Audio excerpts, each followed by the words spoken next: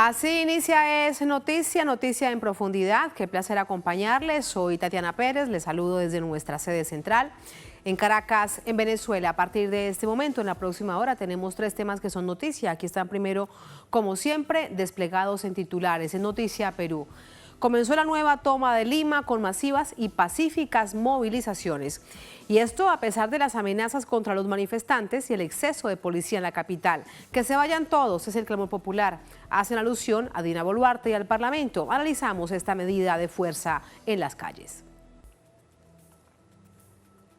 En Noticia Honduras, que las grandes fortunas paguen los impuestos que corresponden.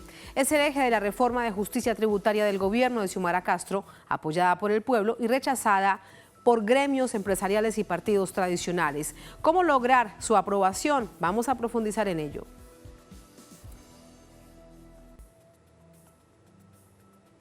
En Noticia Colombia, está listo el plan para que el gobierno y la guerrilla del ELN avancen hacia un cese el fuego bilateral, inicialmente temporal y nacional. Paralelamente, este miércoles se conocieron detalles del inicio formal del proceso de diálogo con una de las disidencias de las FARC, la EMC. Les contamos y profundizamos en esto. Noticia Casi comienza. Bienvenidos, bienvenidas.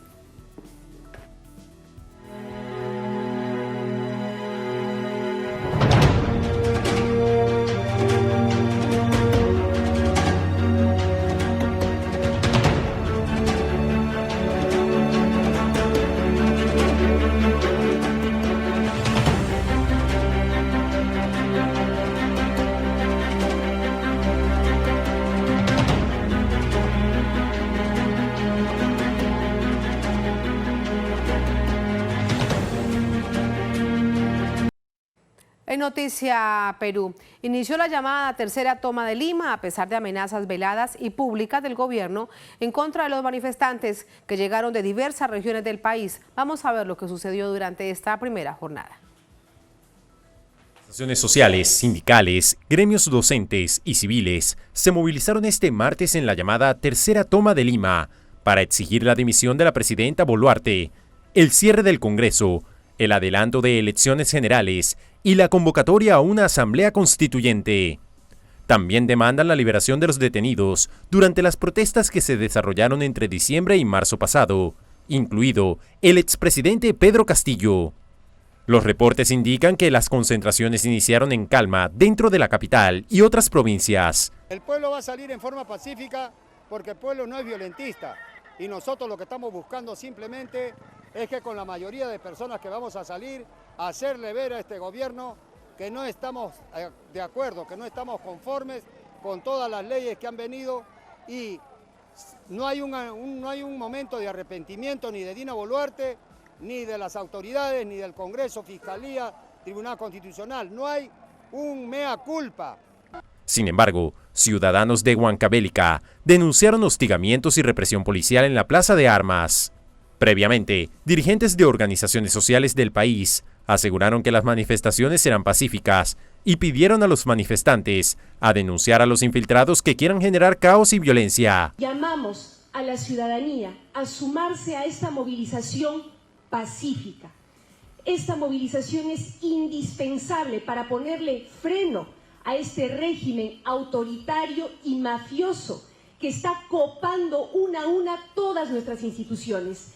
Ya capturaron el Tribunal Constitucional y la Defensoría del Pueblo y van ahora por el Jurado Nacional de Elecciones y todo el sistema electoral porque quieren poner a dedo a nuestros gobernantes y no permitir que el pueblo los elija democráticamente. En conferencia de prensa, Mendoza responsabilizó a la presidenta de la República, Dina Boluarte, por todas las muertes ocurridas en los últimos meses. Y también señalar la responsabilidad política de la señora Boluarte, principal responsable de todas las muertes, incluidas las muertes de 6 soldados aymaras en el río Hilar. En la víspera, a la tercera toma de Lima, el ministro del Interior, Vicente Romero, desplegó aproximadamente 24.000 efectivos en el país. Al tiempo, la presidenta designada de Perú, Dina Boluarte, calificó la movilización en Lima como ilegal. Esa es una amenaza a la democracia, al Estado de Derecho, a la institucionalidad. Y nosotros, como gobierno democrático, no lo vamos a permitir.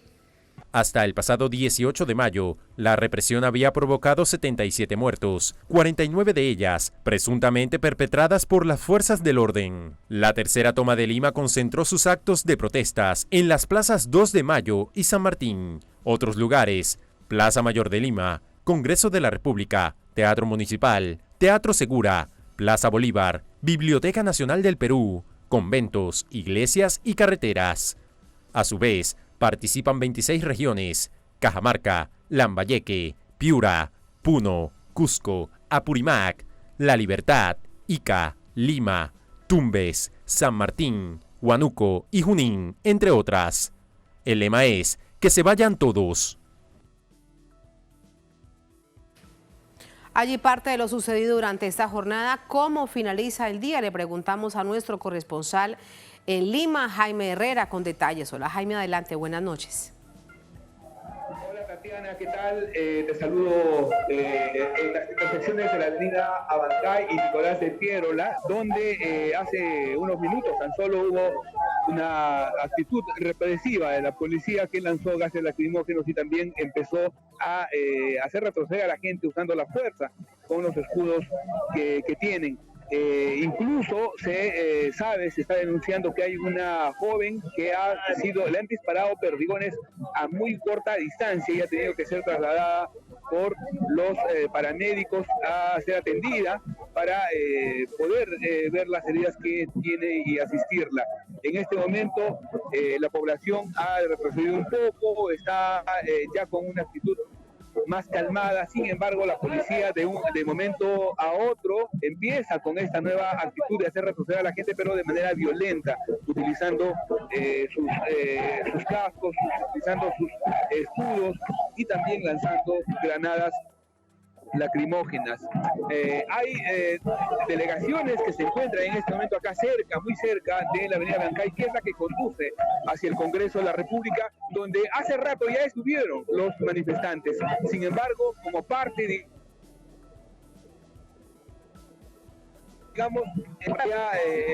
el camino a la avenida, a la Plaza San Martín, y es ahí donde la policía ha retomado el control de esta avenida, haciendo uso, como te repito, de la fuerza. En este momento la población está arengando, está dando a conocer su malestar, su rechazo contra el gobierno de Dina Boluarte y contra la actitud de la policía. Esa es la información, Tatiana, a esta hora de la noche. Nosotros vamos a estar pendientes todavía. Lamentablemente hay una cuestión de dificultades en el servicio de internet de varios operadores, tal como lo dan a conocer muchos de los periodistas que se encuentran aquí y que han dado a conocer en este momento que tienen esta dificultad para poder transmitir los hechos que están ocurriendo durante esta jornada, Tatiana. Así que puede ser parte también de la estrategia del cerco de información por parte del gobierno, porque de hecho la víspera algunos sectores lo habían planteado, el temor que el mundo no se enterara realmente de lo que venía en términos de la cantidad de personas, tal como se observó, Jaime, pues movilizaciones masivas durante esta jornada. Queda allí planteado este tema. No sé si me escuchas para preguntarte algo más, Jaime. Te escucho, Tatiana, te escucho. Acaba de haber en este momento una nueva actitud de represión. La policía ha hecho retroceder nuevamente a la gente y han detenido a una persona, la están trasladando y nuevamente la policía actúa de manera violenta, incluso contra los medios de comunicación, incluso contra los periodistas, Tatiana. Era lo que se temía realmente, producto de las amenazas, decíamos en titulares, Jaime, veladas y públicas del gobierno, la víspera diciendo que quienes salieran eran prácticamente catalogados de terroristas. Así es, ese es justamente el discurso, esa es la narrativa del gobierno y que ha dado pie a que justamente el día de hoy la policía, como te comenté hace un instante, nuevamente arremeta contra la población, contra los manifestantes que lo están haciendo de manera pacífica. Hoy nuevamente han demostrado más, digamos, el hecho de los que dice el gobierno, una manifestación absolutamente pacífica. Marcharon puntos, se concentraron en distintos puntos, luego se reunieron en la Plaza 2 de Mayo por la tarde y marcharon en una caminata bastante larga que concluyó muy cerca del Congreso. Otra vez la policía arremete, está en este momento lanzándole granadas lacrimógenas a la gente. Nuevamente, hay muy cerca mío una persona que ha sido detenida. Aquí le están conduciendo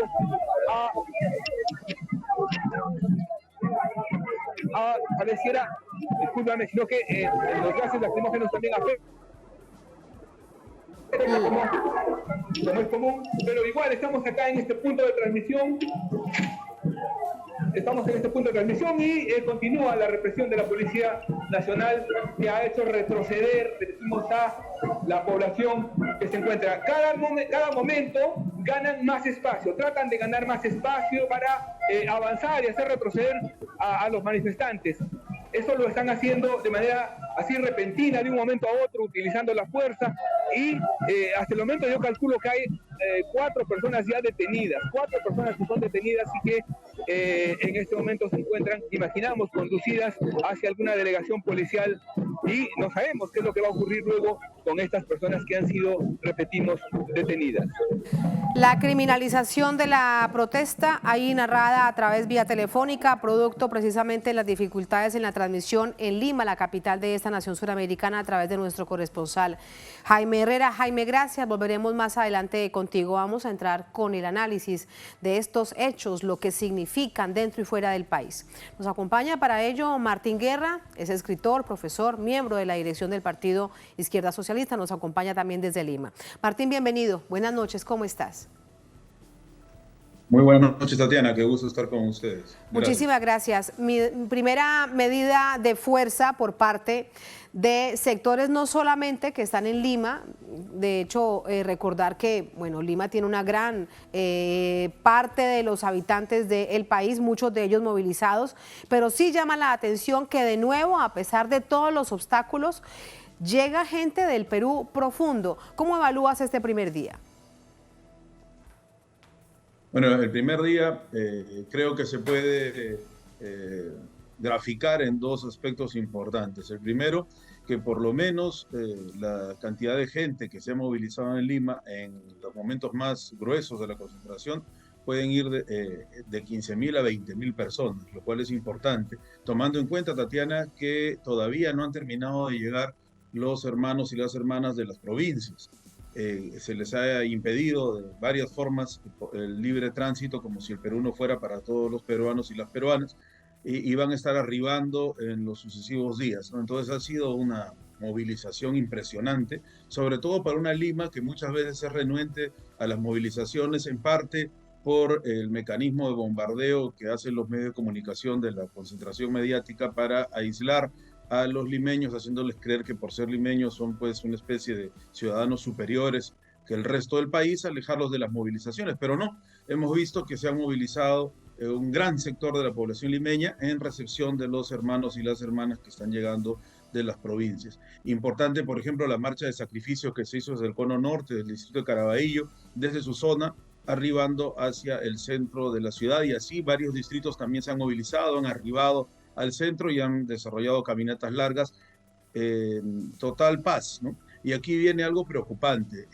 Gobiernos como este, que son una dictadura, un gobierno de facto, tienen a bien la represión como mecanismo de control social, pero también hay una presión internacional porque estamos viendo que en todo foro donde asisten los representantes de la dictadura no son bien recibidos. Entonces hay una presión mediática internacional también, no la que debería ser en todo caso, pero sí cierta presión, y entonces vemos que no quieren pasar una represión brutal, y eso ha podido ser observado, por ejemplo, cuando ya llega la noche, que permiten que se desplace los marchantes, la gente que está caminando, que está protestando hacia el Congreso, y una vez que ya están en el Congreso comienza la represión. Es como si tendieran una trampa, como si facilitaran el acceso para lograr lo que ellos necesitan. Sin represión no van a poder frenar al pueblo, pero si reprimen mucho, también va a existir una condena internacional. Están atrapados, creo yo, en un problema fundamental que además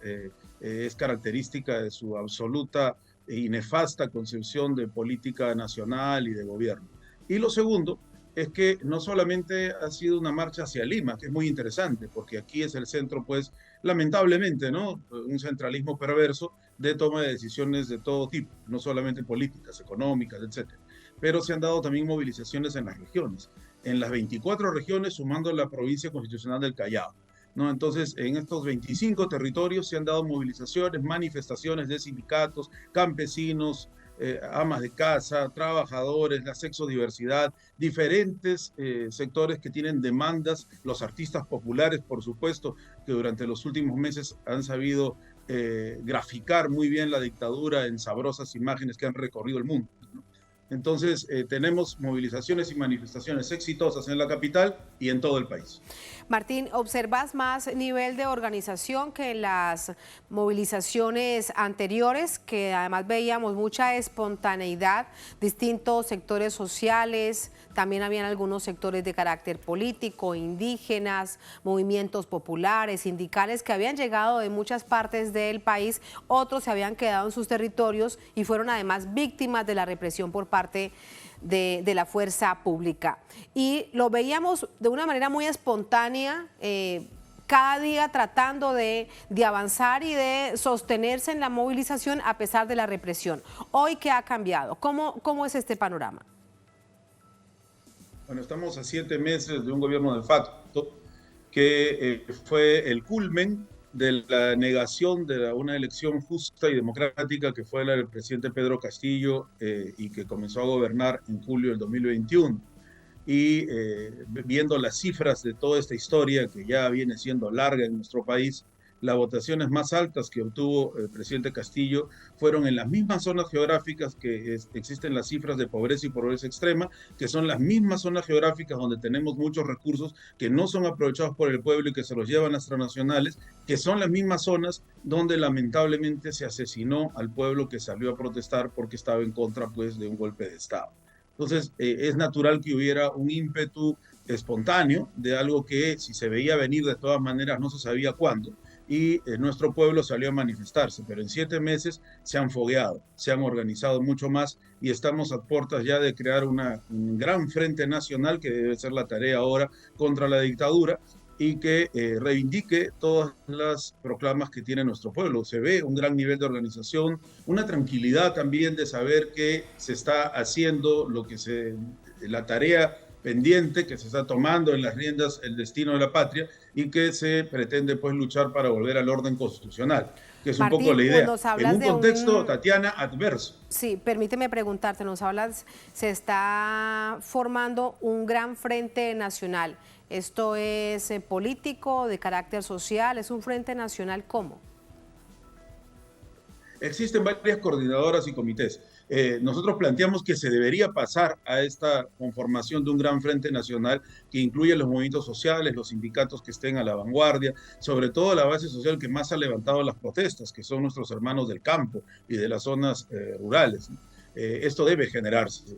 Están recién iniciándose las conversaciones, hay todavía división. Es natural en un país tan complejo como el Perú, con economías tan diversas, que tengan diversas representaciones políticas, ¿no? y gremiales y sindicales, pero es necesario que se comience a conversar ya de una manera más concreta sobre los puntos en común. En un escenario adverso, te decía, porque durante los 7 meses han estado ocupando todas las instituciones del Estado, ¿no? Se ha suspendido directivos del Estado, se les ha procesado, se les ha desaforado. La idea es que ellos tienen que estar no solamente en el Congreso, en el Ejecutivo, en el Poder Judicial, que lo dominan a su antojo, sino que también pretenden apoderarse del Jurado Nacional de Elecciones, del Tribunal Constitucional y de todas las instituciones que puedan, ¿no? La dictadura ha avanzado en eso. Un segundo punto es que tenemos al personal de inteligencia estadounidense en el país. Ya los tenemos aquí y están activando y están haciendo sus famosos ejercicios justo en las mismas zonas que te mencionaba en la anterior pregunta, en donde murieron nuestros hermanos que protestaban, que son las zonas más vulnerables del país y las que tienen mayor participación en la protesta. No es una casualidad que los hayan enviado a esas zonas.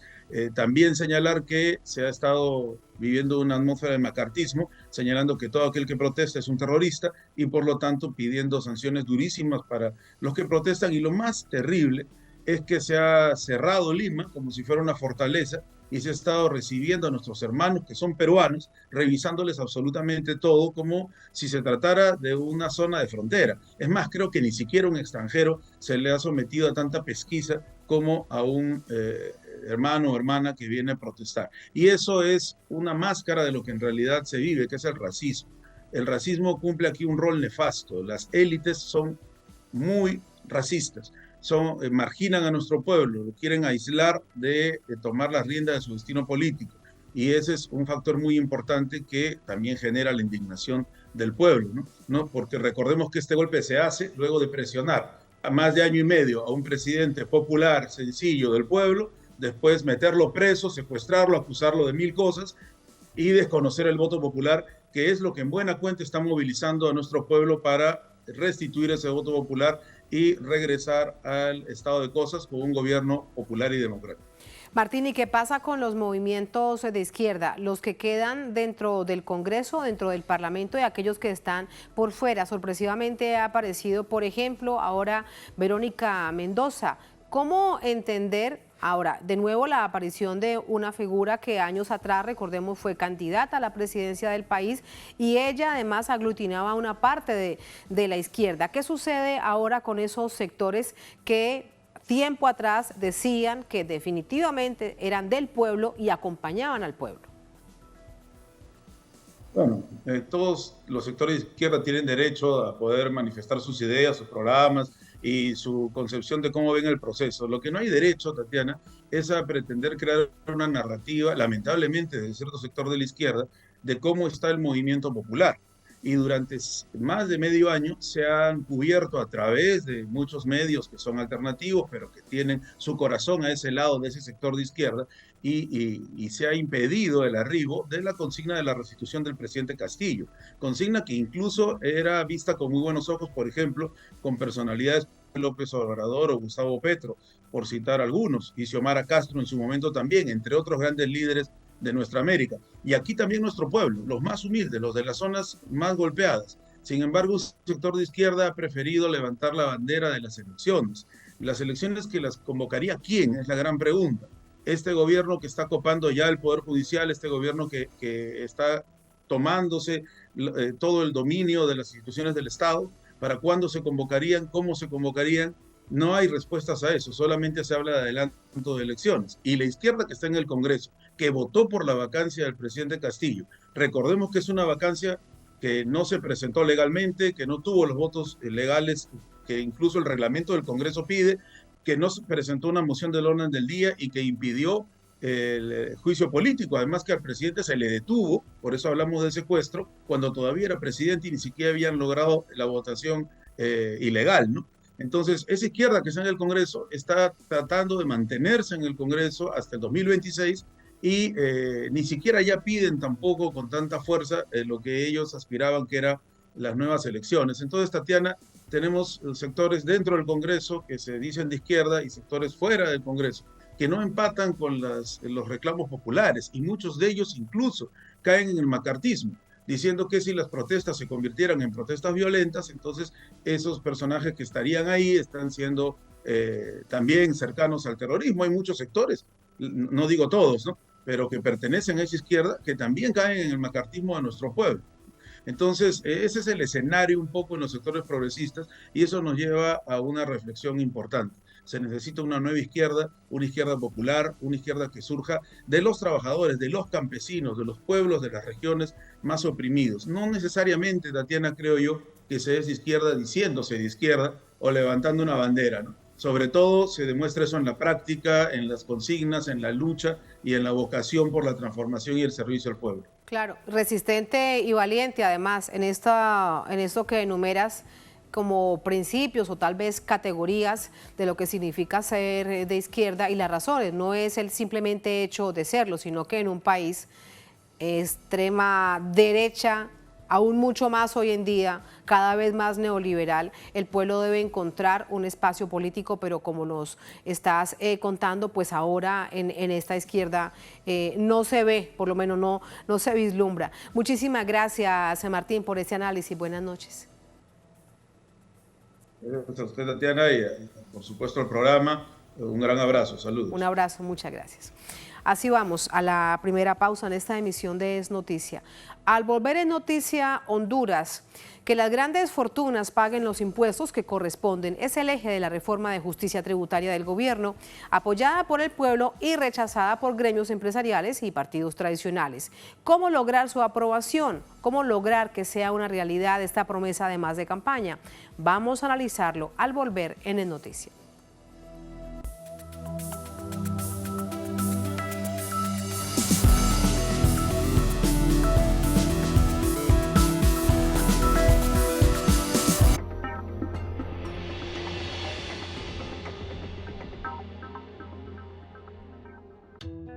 Cada día llegamos más lejos y desde ahora podrás encontrarnos en Europa por el satélite Astra 1L, que nos permite seguir creciendo y ampliando nuestra huella por el mundo. Pídele a tu distribuidor de cable nuestra señal o sintonízala tú mismo, porque Telesur siempre da más. 214 años. La Paz, obras a su altura. Somos el gobierno de la industrialización. Garantizamos la inversión de más de 1.550 millones de bolivianos para construir 30 proyectos de industrialización en distintos municipios del departamento de La Paz. Asimismo, produciremos agroinsumos y también biodiesel. Y además, estamos concluyendo estudios para la implementación del Centro de Investigación e Industrialización de la Hoja de Coca en La Paz. Por fin, los paceños tendremos una industria avícola paceña, con una inversión estimada de 425 millones de bolivianos y la planta de procesamientos de cítricos en Palos Blancos con una inversión estimada de 75 millones. ¡Que viva La Paz! Muchas gracias.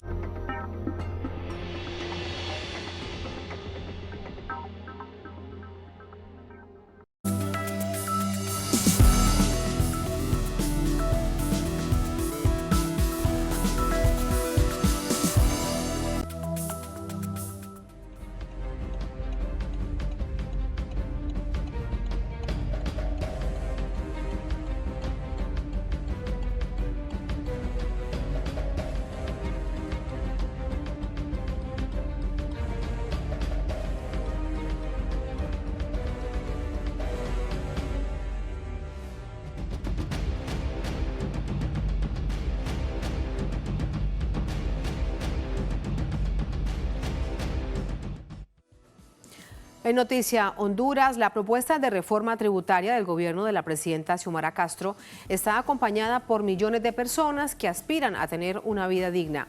La ley, en tanto, busca que las grandes empresas paguen impuestos para acabar con los desequilibrios que dejó la administración de Juan Orlando Hernández. Vamos a ver de qué se trata en detalle. Miles de hondureños llenaron las calles de la capital ante el llamado del partido oficialista en respaldo a la propuesta de reforma tributaria impulsada por la presidenta Xiomara Castro. Los manifestantes también exigieron la adhesión a la Corporación Andina de Fomento y la instalación de la Comisión Internacional contra la Corrupción y la Impunidad en el país. El expresidente Manuel Zelaya calificó la jornada y la propuesta como el inicio del progreso nacional. En Honduras, el proceso de liberación de Honduras, el proceso de cambios, de transformación de Honduras está en marcha.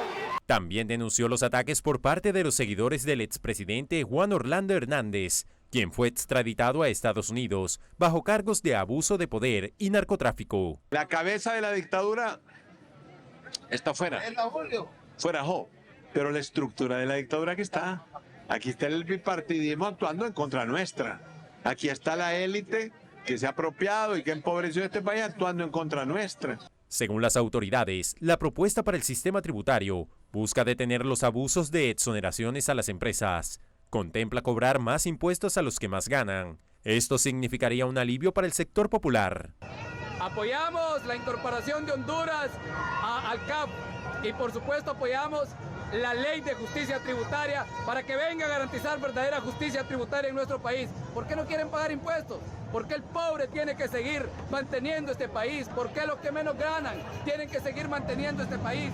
La ley de justicia tributaria tiene que aprobarla el Congreso Nacional. De acuerdo al Instituto Nacional de Estadísticas, la pobreza en el país afecta al 73% de la población, mientras un 53% vive en situación de pobreza extrema. El proyecto también plantea acabar con los desequilibrios instalados por el gobierno de Juan Orlando Hernández. Según el Servicio de Administración de Rentas, en los últimos 12 años se otorgaron $18.289 millones en exoneraciones, un monto del 116% superior al de la deuda pública del país.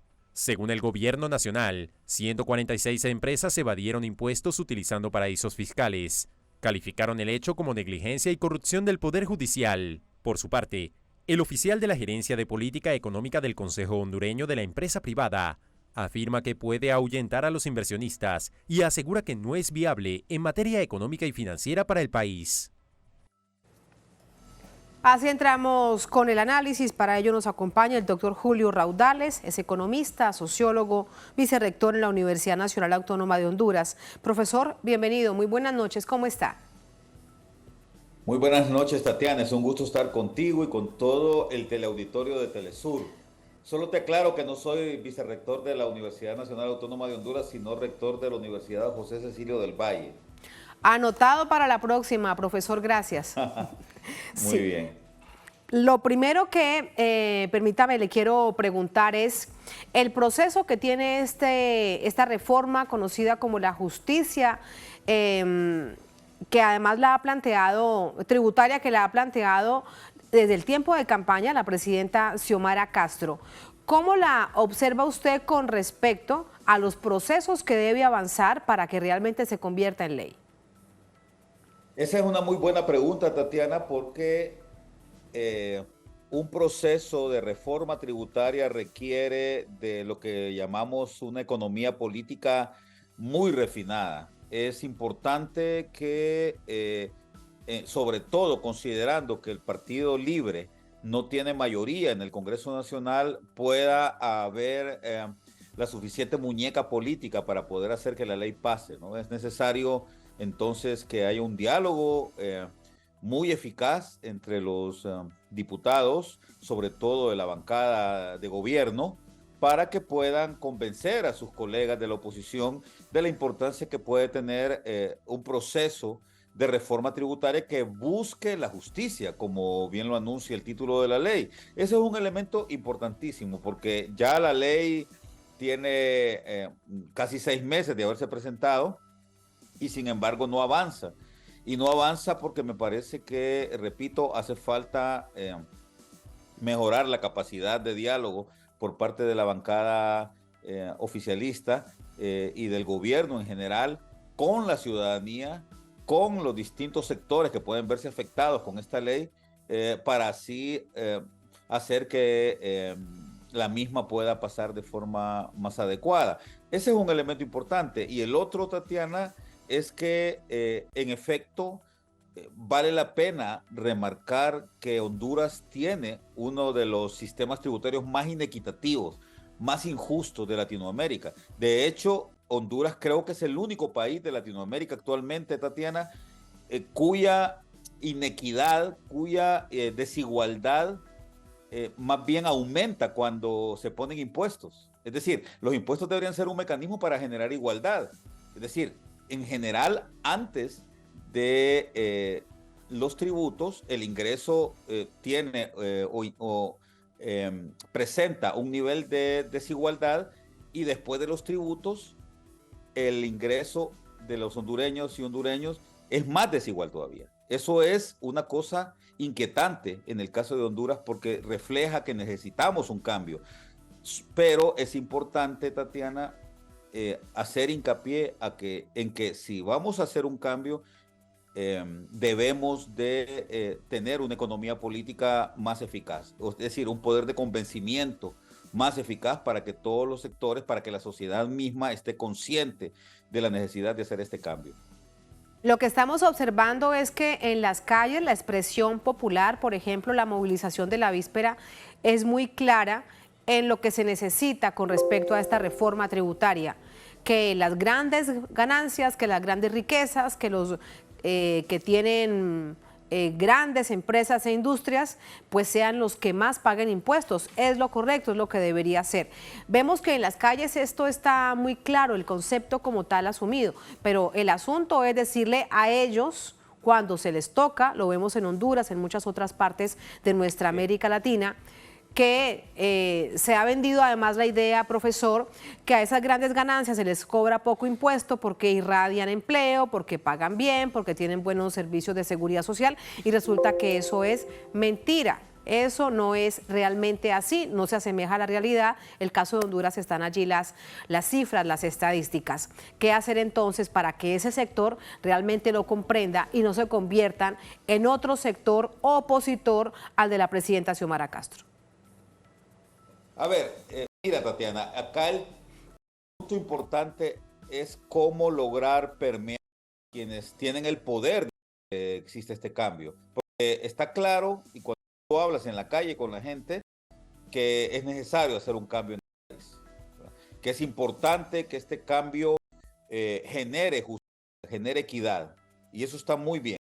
Pero cómo convencer a los diputados de la oposición, que son mayoría en el Congreso Nacional. De hecho, te digo, el Congreso de Honduras tiene 128 diputados y diputadas.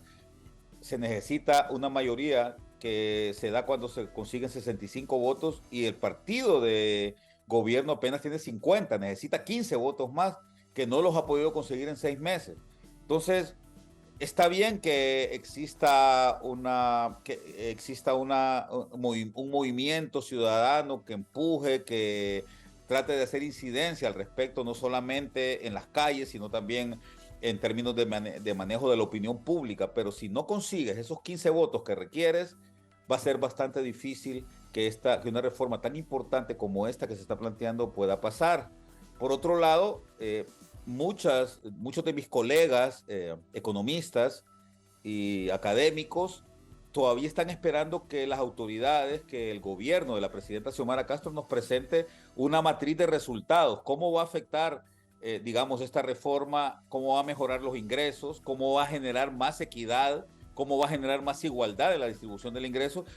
¿Qué efecto inflacionario puede tener? ¿Qué efecto puede tener en la inversión? Porque cuando tú demuestras estas cosas, Tatiana, entonces le quitas argumentos a quien se oponga. Entonces creo que en general todo el mundo piensa que debe haber un cambio, que debe de mejorar la equidad tributaria en el país.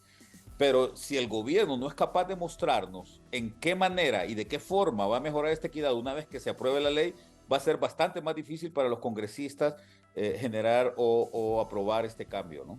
Claro, sin duda, debe conocerse de manera muy detallada para poder presentarlo y generar los planes, además de comunicación, que esto amerita. Ahora, profesor, ¿qué pasa con el Partido Salvador de Honduras? Porque hemos visto que acompaña al gobierno en algunas cosas, en otras no. En este caso, ¿qué pasa?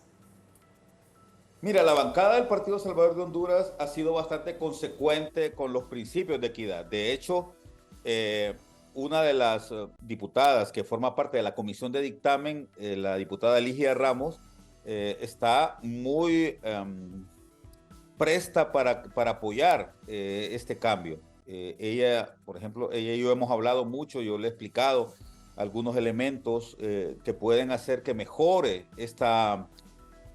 los argumentos para que la bancada del Partido Salvador de Honduras apoye este proceso de ley, este proyecto de ley. El problema, y en esto tengo que ser muy franco, Tatiana, es que el gobierno y el designado presidencial, Salvador Nasralla, han estado muy distanciados, y evidentemente Salvador Nasralla es el líder de la bancada, o sea, lidera el partido y lidera, por supuesto, sus diputados, y esto le ha generado problemas de gobernanza entonces al partido de gobierno, que entró, tú lo recuerdas bien, con una alianza con este partido. Sin embargo, esa alianza se ha roto, sobre todo por las disputas que han habido del señor Salvador Nasralla con la presidenta Xiomara Castro, y mientras no se arreglen esas disputas va a ser difícil que la bancada del partido pueda apoyar, por más que ellos sean sensibles a realizar cambios acá en el país. Entonces, por eso te repito, Tatiana, es muy importante el pulso político, la muñeca política, la habilidad para convencer, que, tengo que decirlo con mucha claridad, no ha tenido la bancada del Partido Libertad y Refundación. Es lo que debe suceder, porque ahí está la promesa y el plan además de campaña de la presidenta Xiomara Castro. Lo veíamos la víspera acompañado en la calle con esta masiva movilización. Profesor, muchísimas gracias. Buenas noches. Siempre es un gusto, Tatiana. Hasta luego. Muchas gracias. Hasta luego. Así vamos a la última pausa en esta emisión de Es Noticia. Al volver en Noticia Colombia, está listo el plan para que el gobierno y la guerrilla del ELN avancen hacia un cese el fuego bilateral, inicialmente temporal y nacional. De manera paralela, este miércoles se conocieron detalles del inicio formal del proceso de diálogo con una de las disidencias de las FARC, el Estado Mayor Central, una disidencia de las extintas FARC. Les contamos con detalles al volver. Estamos en Noticia.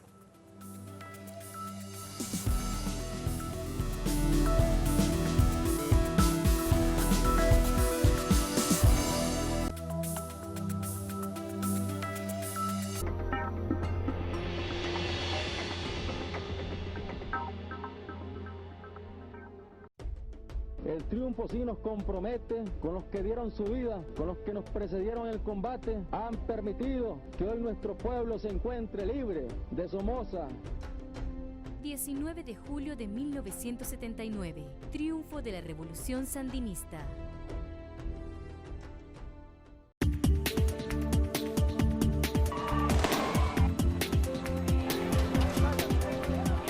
De lunes a viernes te ofrecemos un espacio de entrevistas que impulsa el análisis de los acontecimientos políticos. Sigue de cerca cada suceso del panorama latinoamericano a través de Enclave Política.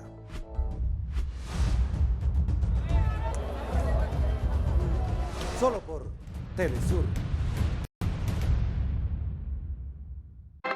Desde el portal web europeo Dailymotion encuentras todo nuestro contenido en vivo, en español e inglés. Síguenos y mantente informado, porque Telesur siempre da más. El mundo se mueve constantemente y todos los días se generan nuevos sucesos. Se mueve la geopolítica mundial. Nos preguntamos, ¿qué hay detrás de cada acontecimiento? ¿Cuáles son las consecuencias y cómo nos afectan? Ante estas preguntas, buscaremos poner el punto en la I.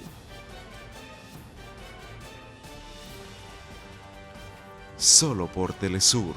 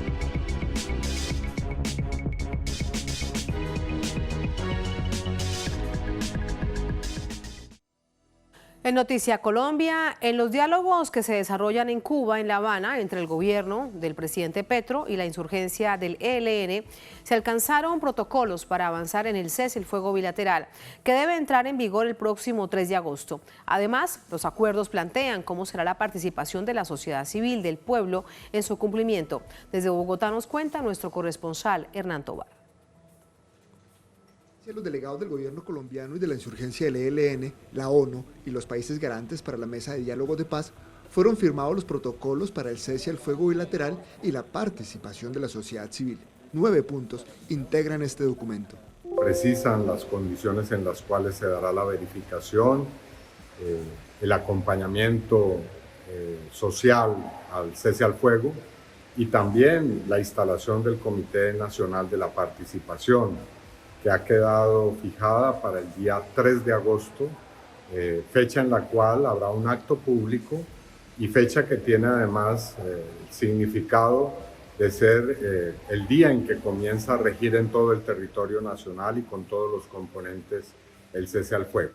Este proceso de alistamiento y el documento contiene los propósitos, procedimientos, roles de las diversas instancias, las sedes, además de la veeduría social y la misión de verificación, cuya misión precisamente es dar cuenta del cumplimiento de este cese bilateral que, para algunos analistas, se dará por etapas. Este es un cese en una primera etapa, en la medida en que es un cese al fuego, pero no tanto con una cobertura de hostilidades importante. Este es un cese al fuego que está bajo los parámetros del DIH, pero no han quedado establecidas de manera explícita en los protocolos una serie de acciones, por ejemplo, que se reducirían en la dinámica del ELN. Por ejemplo, en particular, en el protocolo de medidas de seguridad y defensa del ELN, se menciona el ELN mantendrá sus medidas de seguridad y defensa, pero esas medidas no quedaron, digamos, explícitas en el protocolo.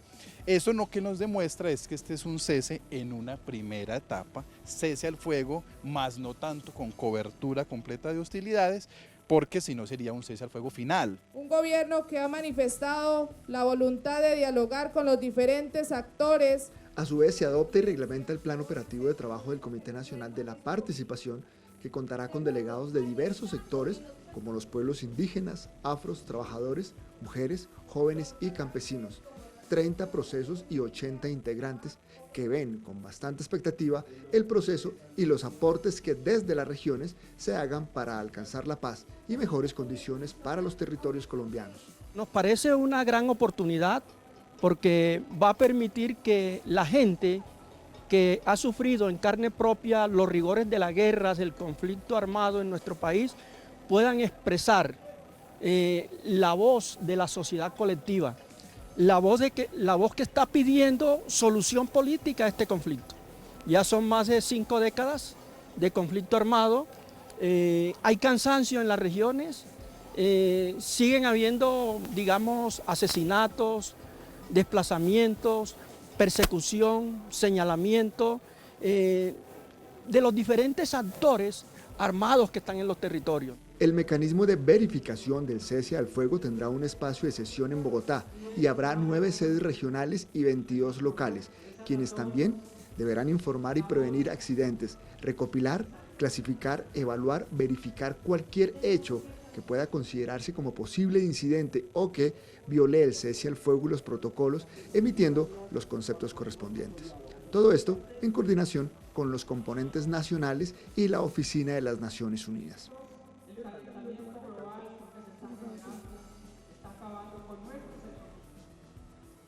Allí teníamos el informe de nuestro corresponsal Hernán Tobar, con quien nos comunicamos ahora de nuevo para recibir más información vía telefónica desde Bogotá. Hernán, buenas noches. Hay muchísima expectativa por lo que suceda a partir del próximo 3 de agosto, día en que se da el pitazo para que cesen los fusiles de manera temporal y a nivel nacional. Pero se conoce, y esta es la pregunta clave, en las zonas en donde esto va a suceder en primer lugar. Tatiana, televidentes, muy buenas noches. Pues mire, Tatiana, según los protocolos hay unas zonas ya tanto regionales como locales, como a nivel nacional, que van a estar operativas.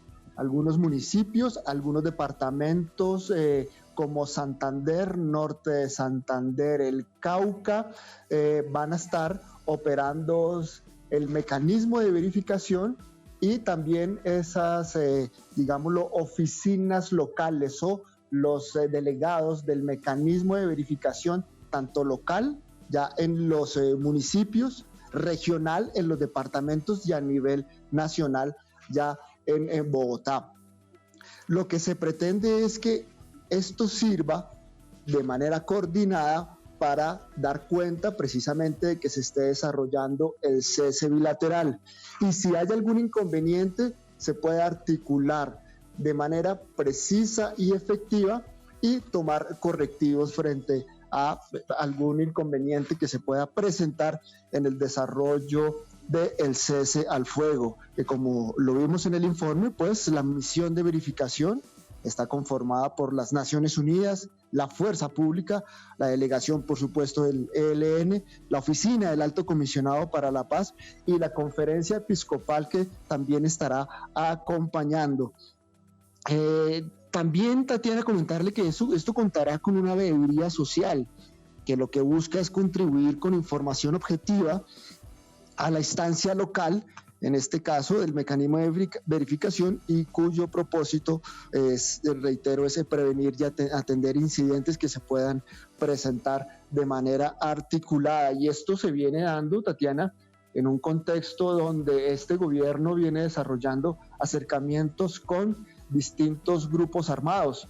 Veíamos cómo el día anterior se instaló una mesa de diálogo con los grupos que hacen presencia en la ciudad de Buenaventura, las bandas criminales denominadas como los chotas y los espartanos, donde lo que se pretende es ir desarticulando esas bandas, lo que se pretende es ir sacando a los menores que puedan estar integrándolas e ir desescalando el conflicto urbano. Lo mismo está ocurriendo con las bandas criminales en Antioquia. Y pues los diálogos que ya están adelantados y de los cuales se espera pues que ya comience de forma operativa el tema del cese bilateral al fuego y la participación de la sociedad civil, muy importante porque es en los territorios donde se ha visto pues el aprofundamiento del conflicto. Y lo que se viene ahora con el estado conjunto de las disidencias de las FARC, donde se espera que en los próximos días haya una etapa de diálogos concretos con los integrantes de este grupo armado, Tatiana. Así es, de hecho tenemos acá listo para toda nuestra audiencia parte del comunicado en video que hace el Alto Comisionado para la Paz de Colombia, anunciando en el marco de ese anhelo de paz total el inicio del proceso y con un tema muy importante: quiénes serán los representantes por parte del gobierno y de los distintos sectores que hacen vida en Colombia ante el Estado Mayor Central de las FARC. Así lo decía Danilo Rueda. Avanza la paz. Nuestro presidente Gustavo Petro, el presidente del cambio, Colombia, potencia mundial de la vida, ha tomado decisiones muy importantes en esta construcción de paz. Ha conformado el equipo de gobierno que nos va a representar en las conversaciones que se van a adelantar con las MC-FARC, con la finalidad de lograr la construcción de escenarios y acuerdos de justicia social y ambiental para dar por terminado el ejercicio de la violencia política que se expresa a través de este grupo armado. Allí, en cabeza de este grupo estará Camilo González Pozo, analista, defensor de derechos humanos y promotor de la paz en diversas regiones de Colombia. A su lado, una tejedora de la paz, Gloria Quiseno, y junto con ella, Jenny Calvo. Anuncia el Alto Comisionado para la Paz, Hernán, que Camilo González Pozo es el director además de una fundación muy reconocida en Colombia. Seguramente nuestra audiencia lo habrá escuchado en muchas oportunidades, experto en el conflicto armado, conocedor profundamente del dolor de las víctimas, como es esta organización que él preside. ¿Qué se sabe más al respecto? Tatiana, lo que se sabe es que se entra en una etapa preliminar de acercamiento donde se hará posible la concreción de un cese al fuego y se estudiarán los protocolos para el mismo. Aseguró también que no solo ellos, los que están designados, que hoy se dieron a conocer por parte del gobierno colombiano, sino también harán parte integrantes de la sociedad civil, como ocurre con los diálogos que se están desarrollando con el ELN.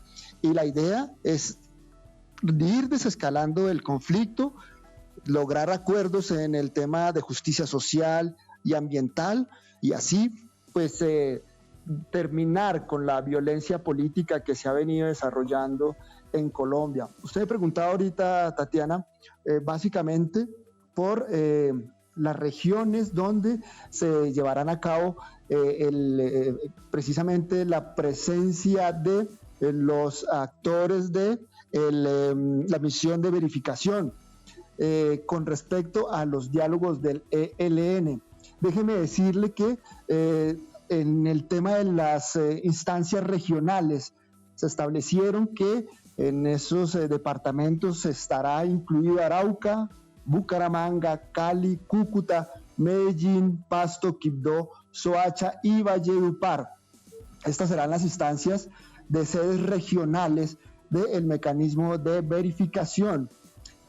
También las instancias locales, ya aquí me refiero más a municipios, tiene que ver con Barrancabermeja, Becerril, Bojayá, Buenaventura, donde se están desarrollando los diálogos con las bandas criminales, Caucasia en Antioquia, Ipiales en Nariño, Itzmina en Chocó, Ocaña, Pereira, Popayán en el departamento del Cauca, Puerto Inírida, San Juan del Cesar, Santa Rosa, entre otros, Tame, Tibú, donde yo me refería a norte de Santander, Tumaco, en Nariño y Yopal en el departamento de Casanare. Así que esos serán las instancias o las sedes tanto regionales como locales donde estará operativo el mecanismo de verificación para el cese al fuego con el Ejército de Liberación Nacional, Tatiana. Y tendrá una sede nacional que será Bogotá.